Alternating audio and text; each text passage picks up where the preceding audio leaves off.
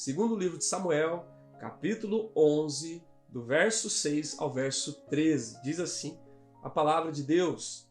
Então enviou Davi mensageiros a Joabe, dizendo: manda-me Urias, o heteu. Joabe enviou Urias a Davi. Vindo, pois, Urias a Davi, perguntou este como passava Joabe, como se achava o povo e como ia a guerra. Depois disse Davi a Urias: desce à tua casa e lava os pés. Saindo Urias da casa real, logo se lhe seguiu um presente do rei. Porém Urias se deitou à porta da casa real, com todos os servos do seu senhor, e não desceu para a sua casa. Fizeram-no saber a Davi, dizendo: Urias não desceu à sua casa. Então disse Davi a Urias: não vens tu de uma jornada? Por que não desceste à tua casa? Respondeu Urias a Davi: a arca, Israel e Judá ficam em tendas. Joabe, meu senhor, e os seus servos, e os servos do meu senhor estão acampados ao ar livre. E hei de eu entrar na minha casa para comer, beber e para me deitar com a minha mulher? Tão certo como tu vives e como vive a tua alma, não farei tal coisa. Então disse Davi a Urias: demora-te aqui ainda hoje, e amanhã te despedirei. Urias, pois, ficou em Jerusalém aquele dia e o seguinte. Davi o convidou, e comeu e bebeu diante dele, e o embebedou. À tarde saiu Urias a deitar-se na sua cama com os servos do seu senhor, porém não desceu à sua casa. Essa é a palavra do Senhor para nós no nosso encontro hoje. Segundo o livro de Samuel, capítulo 11, do verso 6 ao 13, dando sequência à nossa série Compromisso com Deus e com a nossa família. Então nós vimos semana passada, nosso primeiro encontro dessa série. A primeira questão que a gente abordou, né, na nossa conversa da semana passada é: quando falta compromisso com Deus, automaticamente haverá de faltar compromisso com a nossa família. E quando isso acontece, o pecado é o personagem por excelência. Foi o que aconteceu com Davi. Faltou o compromisso com Deus da parte do rei de Israel, faltou compromisso com Deus e logo em seguida, quase que automaticamente, falta compromisso com a sua própria família. Então Davi comete adultério com Batseba. E a gente sabe que o pecado deu a palavra final naquele momento ali. O que ocorreu, meus amados, nesse contexto? O que ocorre neste tipo de cenário, quando falta compromisso com Deus e com a nossa família, é que nós nos tornamos escravos da insensatez, como fez Davi no verso 1 e 2 do texto da semana passada. Nós nos tornamos também reféns, né, do egoísmo. Ele só pensou nele mesmo, não pensou na família de Urias e nem na família dele mesmo, e nem no mal que ele estaria causando para Batseba. E também nós nos tornamos refém da desobediência, no caso dele a imoralidade. Então você observa que coisa surpreendente, quando falta compromisso com Deus, há de faltar quase que de maneira imediata compromisso com a família. E nós nos tornamos sequestrados pela nossa insensatez, pelo nosso egoísmo e pela desobediência. No caso de Davi, de maneira específica, pela imoralidade. E hoje, depois de termos falado que a primeira coisa que acontece quando falta compromisso com Deus e com a família é que o pecado toma conta da situação, a segunda consequência que vem, o segundo elemento, é a culpa. Agora Davi tem que lidar com a culpa. E às vezes a culpa trabalha no sentido positivo, né? Quando ela é aquela culpa trabalhada pelo Espírito Santo de Deus. Mas às vezes é uma culpa que trabalha num sentido negativo. E é isso que nós vamos ver aqui. Davi é atingido por uma culpa, mas não na dimensão positiva até esse momento. Ele é atingido por uma culpa na dimensão negativa.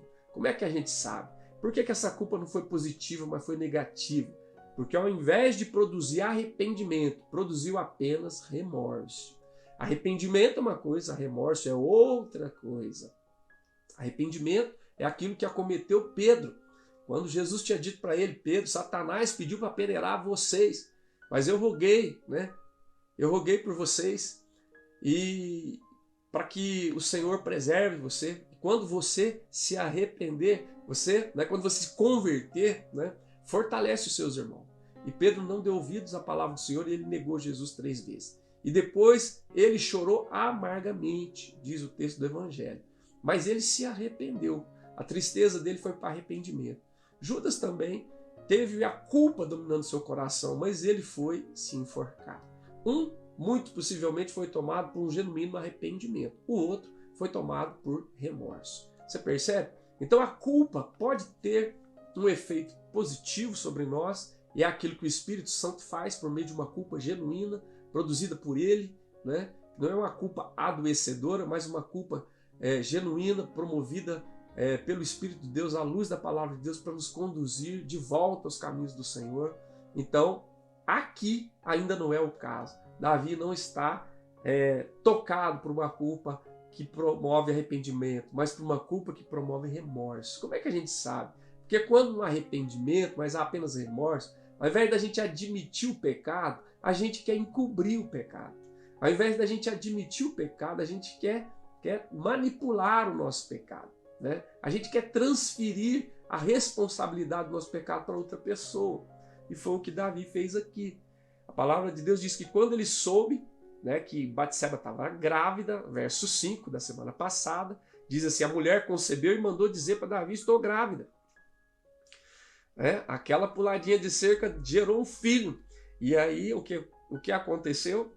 O texto diz, então enviou Davi mensageiros a Joabe, que era o comandante do seu exército, dizendo, manda-me Urias. Quem é Urias? É o marido de Batseba, com quem ele pulou a cerca, né? É o marido de Batseba. O que é que ele está fazendo? Ele está mandando trazer Urias, porque ele está querendo admitir o pecado, ele está querendo encobrir o seu pecado, né? Então ele manda trazer Urias, Joabe, o comandante, envia Urias a Davi. E o verso 7 diz, vindo, pois, Urias, olha só o que acontece. Urias a Davi, perguntou o rei Davi, como é que vai Joabe, o comandante? Como é que vai o povo? Como é que vai a guerra? Olha só, né? Que hipocrisia, que disfarçatez do rei de Israel, o rei Davi. Certo? Ele não está querendo admitir o pecado, ele está querendo encobrir o pecado. Certo? Por isso que a gente sabe que essa culpa não é uma culpa saudável, porque ela não promoveu arrependimento, apenas e tão somente remorso. Arrependimento é quando eu me entristeço por aquilo que eu fiz. E remorso, eu me entristeço pela consequência que eu vou colher. Então ele percebeu, a mulher engravidou, agora nós temos um problema. Então o que ele faz? Ele manda trazer o marido da mulher. Qual é a intenção dele? Bom, ele volta cansado de uma temporada de guerra, de uma jornada de viagem. Eu vou felicitá-lo como um herói, como um guerreiro, como alguém valente, e vou enviar ele para casa, ele vai dormir com a mulher dele e o filho vai ficar como sendo dele. Então percebe? E olha, e aí o que diz o texto, verso 8 diz, depois disse Davi a Urias, desce a tua casa e lava os teus pés. Você recebeu uma folga da batalha, uma folga do exército, você está ganhando uma férias prêmio, vamos dizer assim, do rei. Pode ir para sua casa, vá descansar um pouco, você já batalhou muito, vá, lava os seus pés, vá dormir, vai curtir um pouco de descanso com a sua família, em especial com a sua mulher. Quanto tempo você está no fronte de batalha? Olha para você ver. E olha só como que é sutil isso. O texto diz, saindo Urias da presença do rei, da casa real, logo em seguida, se lhe seguiu um presente do rei. Você veja como que é. Quando a culpa bate em mim e em você, mas ela não está nos inclinando para o lado positivo, né? O que vai gerar não é arrependimento, é remorso. E como é que a gente sabe? Porque o remorso não quer admitir o pecado, quer encobrir o pecado. Não quer assumir a responsabilidade, quer transferir a culpa para outra pessoa, certo? Quer manipular outra pessoa para que a culpa caia sobre ela ou para que a responsabilidade seja dela. Eu não quero assumir a culpa, mas quero transferir a responsabilidade daquilo que eu fiz. Ele está querendo que tudo caia na conta de Urias. e que ele não precise admitir o seu pecado e muito menos reconhecer a sua culpa. Você percebe? Então, a culpa pode ter um efeito positivo sobre nós quando ela é conduzida pelo Espírito de Deus e quando ela nos leva ao arrependimento. Mas quando essa culpa promove apenas tão somente remorso, nós vamos procurar caminhos subreptícios, nós vamos procurar subterfúgios para o nosso pecado. Ao invés de admitir, nós vamos querer encobrir. Né? Ao invés de assumir a culpa, nós vamos querer transferir responsabilidade, que é o que ele faz aqui. Ele chama Urias, ele conversa com ele como se tudo estivesse transcorrendo na naturalidade das coisas, manda ele para casa, manda ele descansar, manda presente para ele, porque o que ele quer? Ele quer que o seu pecado seja encoberto. Ele quer que a sua culpa seja transferida como responsabilidade para outra pessoa. Percebe? Que coisa terrível. E aí, olha outra coisa que a gente nota nesse texto, que a gente sabe que essa culpa não foi numa direção positiva. Primeiro, porque não produziu arrependimento, mas produziu remorso. Né? Segundo, você vai perceber que não produziu quebrantamento, né? Mas endurecimento. Olha que coisa terrível. O texto diz, verso 9, porém Urias se deitou à porta da casa real, com todos os servos do seu senhor, e não desceu para sua casa. O sujeito saiu depois de ter servido no exército, talvez um cansaço tremendo da jornada que ele fez, tendo a liberação do rei para ir para sua casa, para estar com a sua mulher, recebendo um presente logo em seguida que ele saiu da casa do rei. Ele não foi. Ele ficou deitado com os demais servos ali, próximos da casa real, né? E não desceu para sua casa. Olha que coisa, olha a atitude. Fizeram saber, diz o verso 10 a Davi, dizendo, olha, Urias não desceu para casa não. Então o que ele faz? Observa. Então disse Davi a Urias, chamou Urias e disse, não vem, estude uma jornada? Pô, você não viajou um tempão para chegar até aqui? Depois de um período de batalha, de guerra, de enfrentamento com o inimigo, por que você não desceu para tua casa? Ele poderia ter ficado quieto, porque agora a coisa vai ficar difícil para ele. Olha o que esse homem vai dizer. Respondeu Urias a Davi, a arca que simboliza a presença de Deus, o objeto, né, que Deus colocou como, que Moisés colocou como orientação de Deus para a manifestação da sua presença, para a adoração a Deus, a arca, Israel e Judá ficam em tendas. Ficam em tendas. E Joabe, que é o meu comandante, meu senhor, e os servos do meu senhor estão em acampamento ao ar livre. Agora, a minha consciência não me permite. Hei de eu entrar na minha casa para comer, beber e para me deitar com a minha mulher enquanto eu sei que a arca está na tenda, que o povo de Israel, que o povo de Judá lutando por ti estão em tendas e que o teu comandante e os servos do teu comandante estão ao ar livre. Eu não consigo. Eu não consigo ir para casa, deitar e comer e beber e ficar de boa. Eu vou ficar aqui. Ele diz assim, olha, tão certo como tu vives e como vive a tua alma, não farei tal coisa. Gente, isso aqui foi uma bofetada na cara do rei Davi. Foi uma bofetada. Porque o que ele fez, você lembra do verso 1 e verso 2, que ele era tempo de ir à guerra. Ele não foi à guerra. Ele ficou em casa. Ele deveria estar na frente do comando, ele ficou em casa.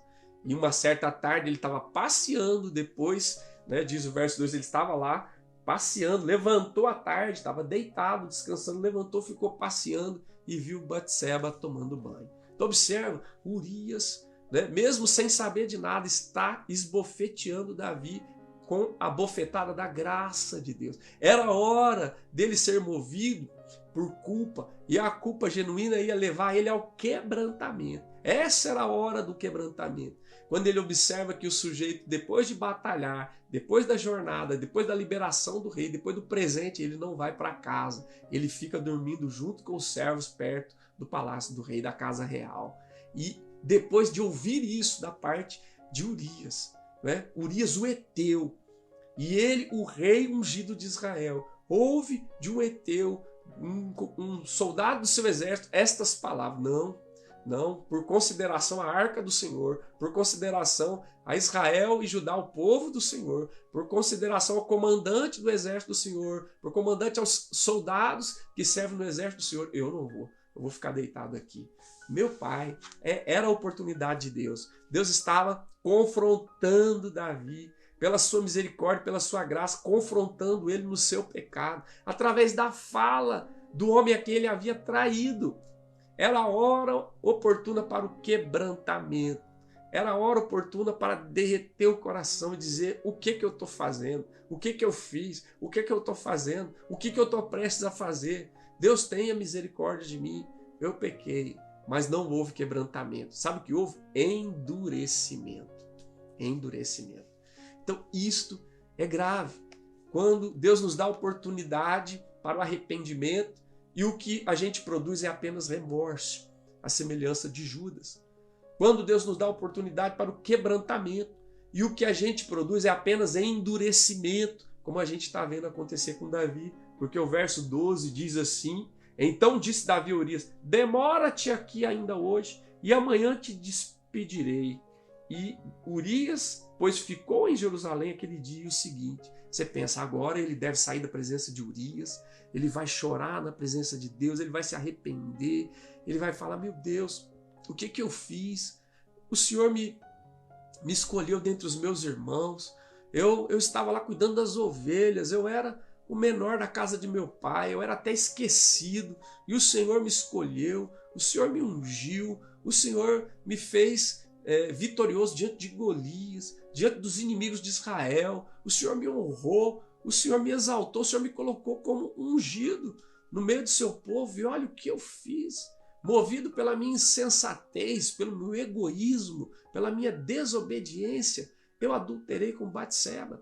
E agora, ao invés de eu me entregar ao arrependimento, ao invés de eu me entregar ao quebrantamento, o que eu estou fazendo? Eu estou me entregando ao remorso e ao endurecimento. Era a oportunidade. Sabe o que ele faz, irmãos? Não, ele não se entrega ao quebrantamento. O verso 13 diz, Davi convidou Urias, comeu, bebeu diante dele e o embebedou. Você imaginou o que é isso? Então, quando a culpa vem a nós, ela pode nos mover na direção daquilo que é positivo, do arrependimento, do quebrantamento e da confissão. É isso que o Espírito de Deus quer que aconteça comigo e com você. Quando nós cairmos, o Espírito de Deus vai nos confrontar. A culpa vai pesar sobre nós. E a culpa que vem da parte de Deus sobre nós é bênção. É tristeza que deve nos conduzir ao arrependimento, ao quebrantamento, à confissão do nosso pecado, à mudança de rota na nossa trajetória. Nós estamos indo na contramão da vontade de Deus, então a culpa pesa sobre nós, o Espírito Santo toca-nos para que nós façamos a meia volta e regressemos caminhando na direção da vontade de Deus e não em rota de colisão com a vontade de Deus. Mas Davi, a culpa até esse momento não teve um efeito positivo na vida dele. Ao invés de produzir arrependimento, produziu remorso, porque ele tentou encobrir o seu pecado, ele tentou transferir responsabilidade ao invés de assumir a culpa. Ao invés de promover quebrantamento, promoveu endurecimento. Depois de ele ouvir essa palavra da boca de Urias, ele deveria cair de joelhos e pedir perdão a Deus, misericórdia ao Senhor. O que é que ele faz? Ele tem um tempo para pensar, você viu? Você fica aqui mais um dia, fica aqui hoje, mais amanhã, depois eu mando você embora. Esse tempo foi para ele maquinar o que fazer. Ter mais uma oportunidade de tentar encobrir o seu pecado, de tentar transferir a responsabilidade ao invés de assumir a culpa. O que ele faz? Ele chama Urias para comer, para beber e embebeda o sujeito, embriaga o indivíduo, para ver se assim ele vai e dorme com a sua mulher e o filho fica como sendo dele e não do rei que havia pulado a cerca. Olha que coisa terrível é o nosso coração. Daí você entende, porque lá na frente, lá no Salmo 139, depois Davi fala assim, sonda-me, ó Deus, e conhece o meu coração, prova-me, e conhece as minhas intenções, ou as minhas inquietações, ou as minhas maquinações, vê se há em mim algum caminho mau, e guia-me pelo caminho eterno. Talvez ele chegou a essa conclusão depois, como a gente vai ver mais à frente, Talvez isto esteja como um pano de fundo daquilo que ele diz lá no Salmo, né? Então, ao invés de arrependimento, houve remorso. Ao invés de quebrantamento, houve endurecimento. Ao invés de confissão, houve obstinação. Ao invés dele mudar a rota, não, ele persistiu nessa rota. Esse tempo que ele pediu para Urias ficar, o tempo dele poder se arrepender, né, dele confessar, não. Ao invés dele se entregar à confissão, ele se entregou à obstinação. Ele ficou mais ainda aferrado àquele caminho de morte que ele havia traçado para si. O texto diz que ele chama Urias, verso 13, põe-se a comer e beber com ele e o embebedou, o embriagou de maneira consciente, o embriagou intencionalmente para ver se assim o Urias caía na cilada, na armadilha que ele estava tramando para tentar encobrir o seu pecado, para tentar transferir a responsabilidade ao invés de assumir a culpa. Observe. E olha o que acontece. Deus é bom. Deus é bom. Olha o que acontece. O texto diz, à tarde saiu Urias, bêbado, olha para você ver, embriagado, saiu a deitar-se na sua cama, mas não na sua casa, com os servos do seu senhor, porém não desceu à sua casa. Você fala, nossa, mas que azar de Davi. Não, é a misericórdia de Deus. É a misericórdia de Deus com ele, né? Porque se Urias fosse para sua casa, né, o pecado de Davi ficaria supostamente encoberto aos olhos dos homens, né? A culpa dele não seria assumida, ele teria transferido a responsabilidade para outro, mas Deus não deixa, Deus não deixa. Né? Louvado seja o nome do Senhor. Se você não é um psicopata, né? Se você não é um psicopata, se você é alguém que tem as suas faculdades normais em funcionamento, você não tem nenhum distúrbio, então a culpa, nesse sentido, a culpa que vem de Deus, do Espírito Santo, é uma bênção para arrancar a mim e você do caminho de morte, né? Do caminho de morte. Deus não deixou, Urias não foi para casa. Davi tinha que lidar com as consequências dos seus pecados, né? Eu já ouvi alguém dizer num ditado popular que o diabo ajuda a fazer, mas não ajuda a esconder, né? É assim, né? E o diabo costuma atirar fogo, atirar gasolina para apagar o fogo. É isso que acontece. Então, amados, olha que coisa. Quando falta compromisso com Deus, vai faltar compromisso com a família. Foi isso que aconteceu com Davi. Primeiramente, quando isso acontecer, o pecado vai dominar e a culpa vai aparecer.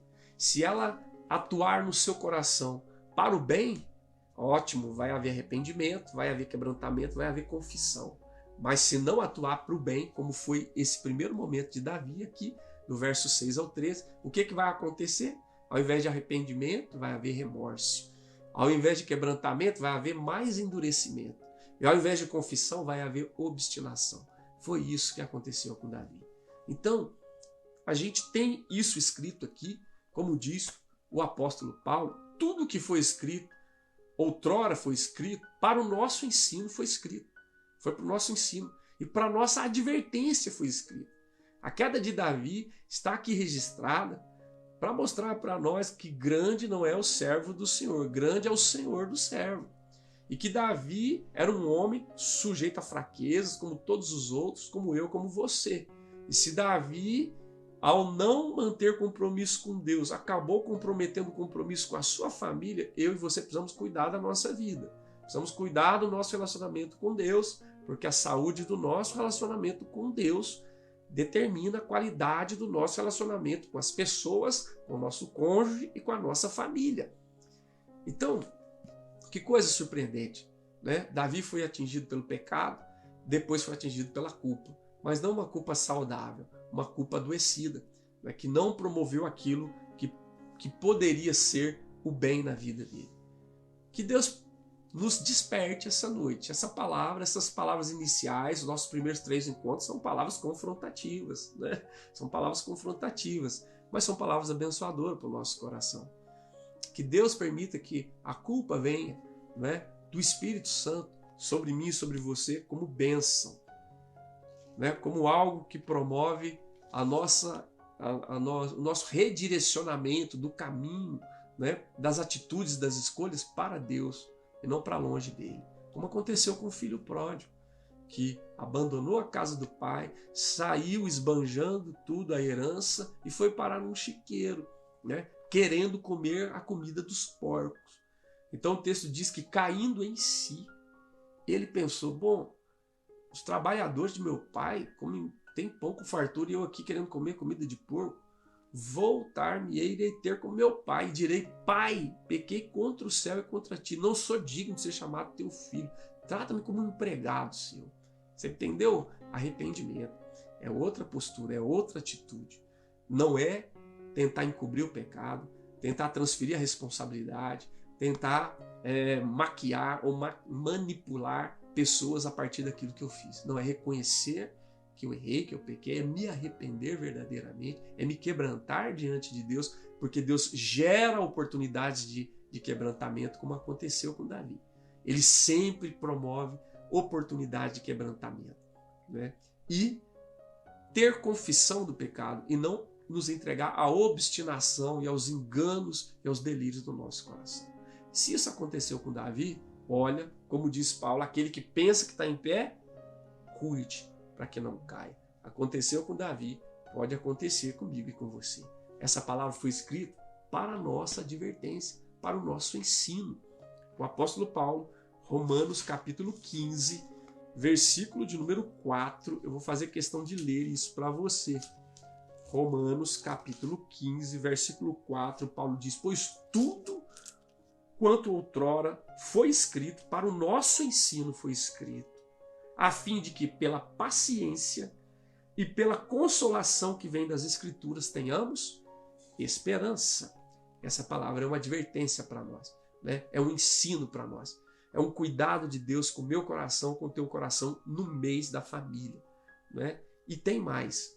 1 Coríntios capítulo 10, versículo de número 6, ele diz assim, ora, estas coisas se tornaram exemplo para nós, a fim de que não cobicemos as coisas más como eles cobiçaram, falando do povo de Israel, que havia também caído em pecado.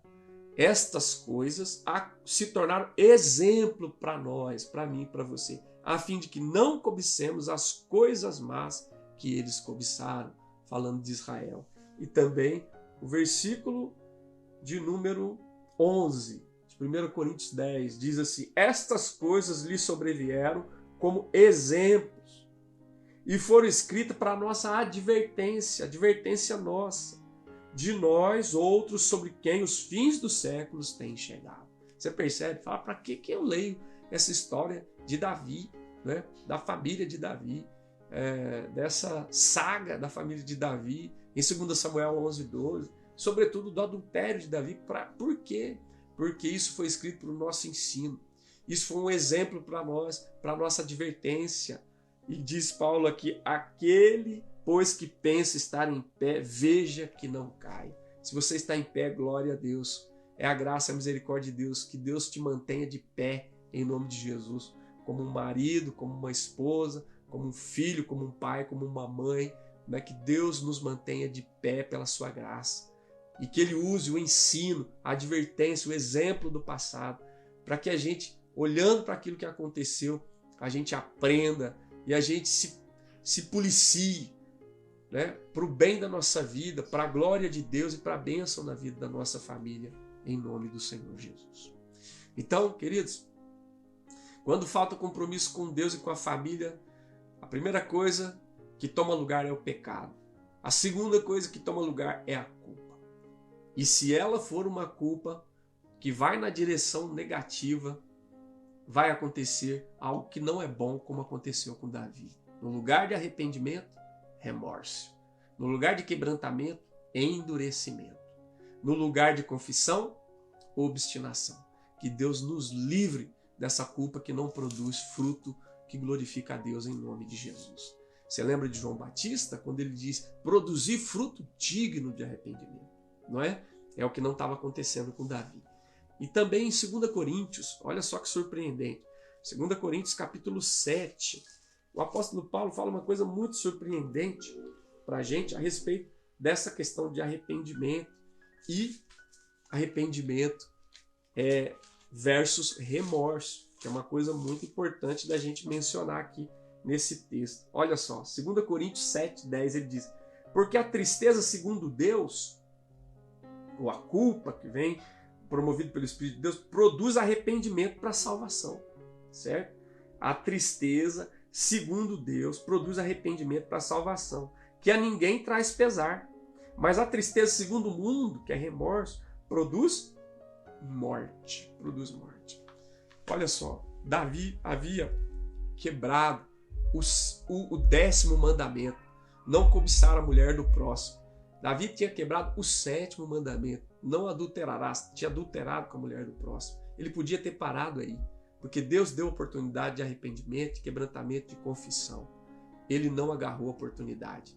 Se entregou, né, ao remorso, se entregou ao endurecimento e à obstinação. O que ele faz em seguida?